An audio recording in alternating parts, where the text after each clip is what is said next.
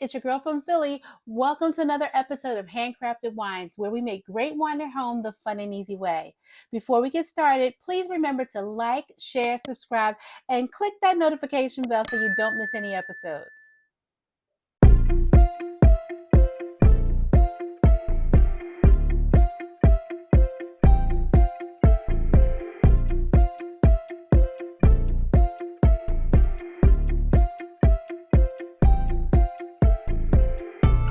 I'm stuck in a cloud, drifting away to get out. In today's episode, we're going to be making Blood Orange Melomel. So we know that Melomel is honey wine. So we're making a Blood Orange honey wine today. And we're going to start with the juice from 7 pounds of blood oranges, which came out to be 6.5 cups of juice. We're also going to be using the peel from 3 blood oranges and our usual players. And I'm out of yeast energizer today. So I actually made some yeast energizer with boiling Red Star bread yeast in some water. And since it's a melomel, the star of our show is, of course, our honey. The very first thing I'm going to do is I'm going to weigh out just 2 pounds of honey. If we need a third pound, we'll test at the end after we've tested our gravity. But I've added 3 pounds up front before it, and it was way too much. So we're not going to do that this time. So we're going to turn the scale on, and we're going to add 2 pounds, just 2, of honey. And I didn't warm the honey this time, but it's flowing very nicely. That's 1 pound so far. And we're getting close to 2. Are we close? No, not yet.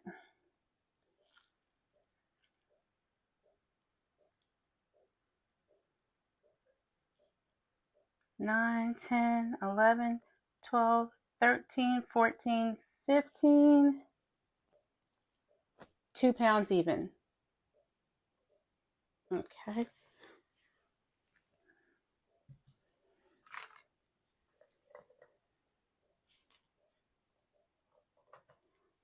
I always get a little on my finger, and I think that's on purpose. Really good. We're going to turn this scale off and add to this just a little boiling hot water to further liquefy the honey. Not a lot because we have a lot of juice to add.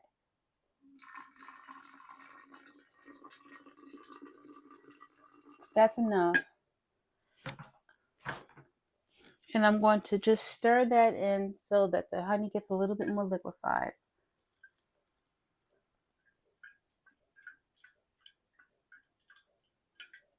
It's a little resistant, but not very. And this isn't a specific honey. It doesn't indicate like what flowers it comes from. It's just general honey.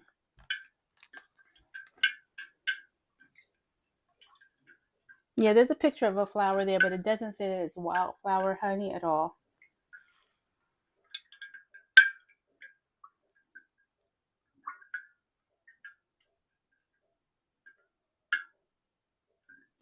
Now, because we are just adding juice and peel, I can use a much smaller straining bag, but I am going to use a straining bag because the juice is very pulpy.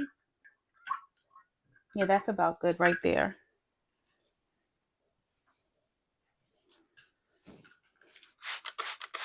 And of course it's clean, but I'm going to blitz it with some Star Sand.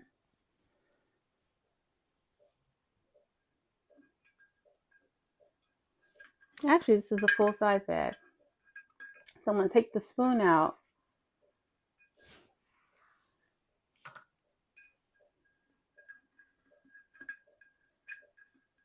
I don't know why I thought this was a smaller bag. Okay, so the first thing I'm going to add is the orange zest. And if you look, the blood orange zest is a little bit deeper than a regular orange zest. And that's just 3 of the 7 pounds of oranges, which was a lot. Now I'm going to add the blood orange juice. And I just juice this with an electric citrus juicer, just to make it easier.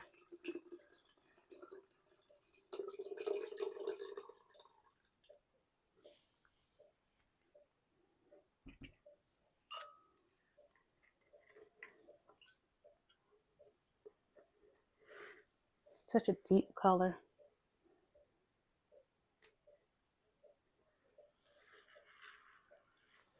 Can you see that, guys? So our honey still needs to dilute a little bit more. So I'm going to add some room temperature water.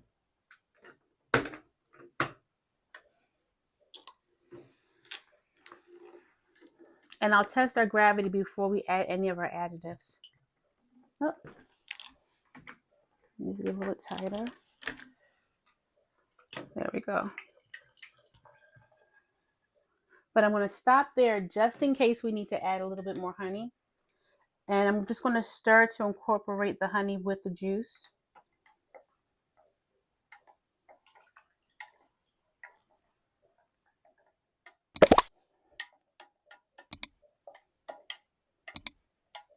Now, the predominant flavor in any mead is always the honey. Honey comes through as one of the stronger flavors, but I tasted the blood orange juice, and it is full of flavor. It's very citrusy, as well as, I don't know, it has a little bit more body and earthiness to it. I don't know what makes blood oranges so red. Okay, exactly where it is, I'm going to test the gravity just to see where we are, to see if we need to add any more honey.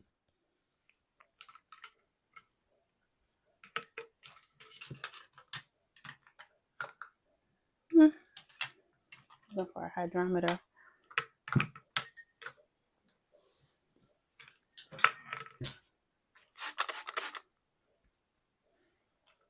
And our turkey baster. I'll move these out the way so they don't get liquid spilled in them by accident.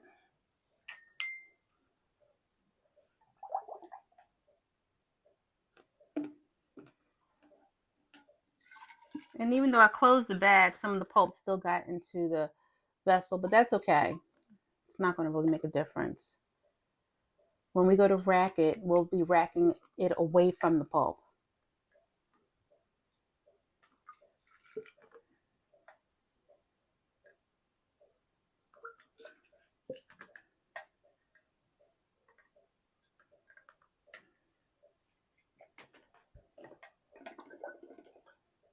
And when I tasted the blood orange juice, I would say it's just about as sweet as a regular orange.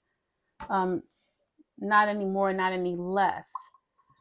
So that's why I'd like to take the reading now, just to see what we get. We're at 250 milliliters.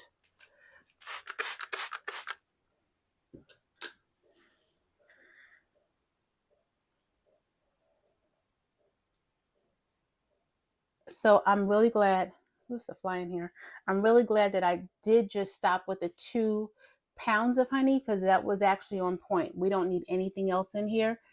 So the reading is in the blue area, which means it's definitely wine. And the hydrometer reading is, I see the percentage already. It's actually 1.110. Based upon our hydrometer, it's going to give us 14%, but I'm going to use the calculator just to confirm that.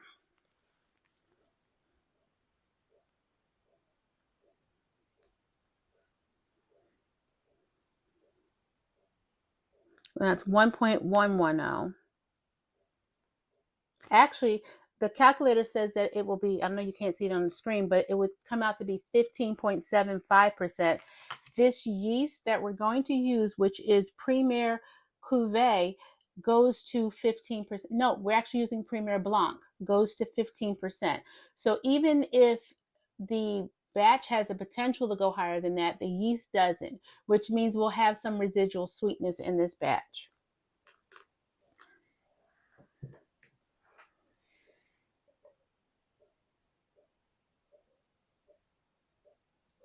I may add just a splash more water, just so we have a full vessel. And should I take a reading again? Well, I'm kind of satisfied that no matter what, we're going to be over 12%. We'll be closer to 15. So this might be, adding a little bit of water might take it to about 15% exactly. But at least we'll have a full batch of our mead or our melomel.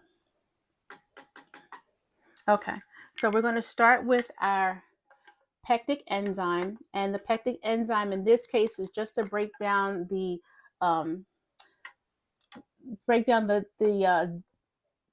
orange zest that we placed inside, and it might get a little bit of the juice out of the pulp that's in there, but not much.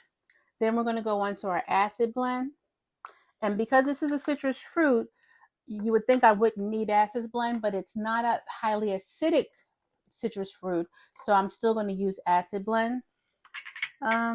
Next is our yeast nutrient. I broke up the dynamic duo. I broke up the band.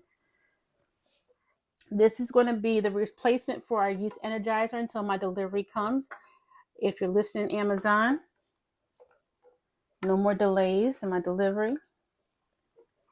And then we're going to add some hot water to our tannin. And with a wine this deep, we absolutely want to add tannin to our wine. This water is really hot, so this should do the trick.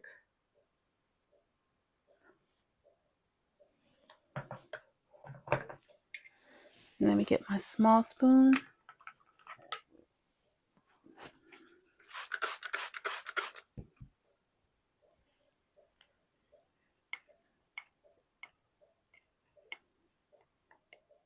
Now, this is my very first time. Oh, this smells so good. This is my very first time working with blood orange. I'm excited. I've made melomels before and I've made meads before, but I'm really excited to see how this turns out. And one of my best melomels was an orange melomel or a mandarin melomel. And I don't know if I mentioned it before, but that was one of my 1 gallon batches that I drank all of it. Sometimes you do. Sometimes it's just for you. You know what I keep for myself all the time? Concord grape juice wine. And it's not fancy, but it tastes so good. It reminds me of kosher grape wine. So I love it. And I always make sure there's someone here.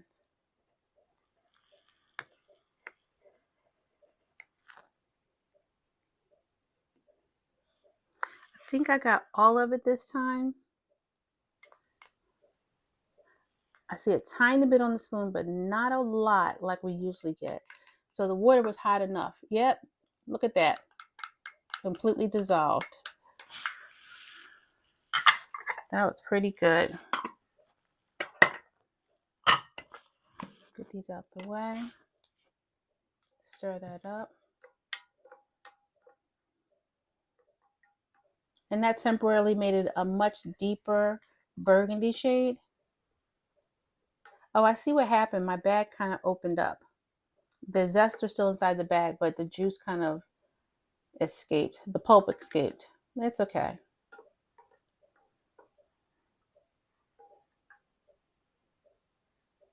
It looks like the zest is escaping too. Oh, well. Such is life. Now we're going to add our yeast.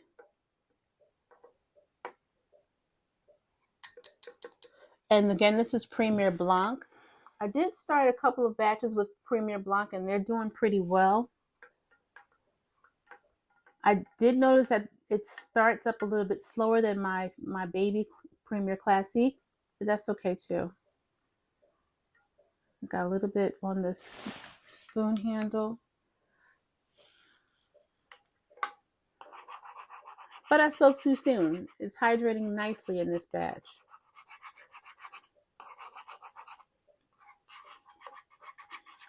So I guess here's the rule. If you're going to make a mead with just honey, or with something that doesn't contain its own sugars. 3 pounds of honey is perfect for 1 gallon batch. Give me a second. I think I inhaled some of the yeast. Bless me. But when you're using fruit juices or fruit that has its own sugars, then you just want to make sure that you test before you add too much. I'm trying to think what I made. I'm sneezing again. Bless me again. I've made a raspberry lime melomel, and the ABV came out to be, the potential ABV came out to be really, really high, just because I added so much honey to it. I added 3 pounds of honey along with the lime juice and the raspberry. So I don't want to make that mistake again. All right, we're going to add our lid.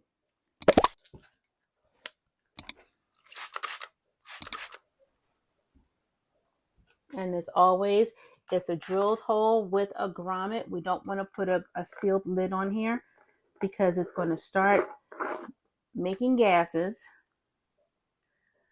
So I'm not overwhelmed by the activity of the yeast. I do see it breaking down. I've seen other yeast, get really, really activated the minute they hit the batch. That's not the case here, but that's okay. As long as your batch, as long as your yeast kicks in within the first 24 to 48 hours, there's nothing to worry about. Now, if you go 72 hours and you don't see any activity at all, you might want to consider repitching your yeast. With my Premier Classic, it usually starts fermenting within the first few hours. But I think I just figured out the right formula for it.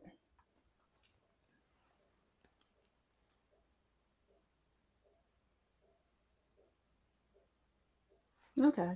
It looks good. I mean, I don't have any reason to believe that it's not going to start fermenting right away. And if I do have any difficulties, I know that I can use higher proof yeast to get it kick started. But right now it looks a little dormant.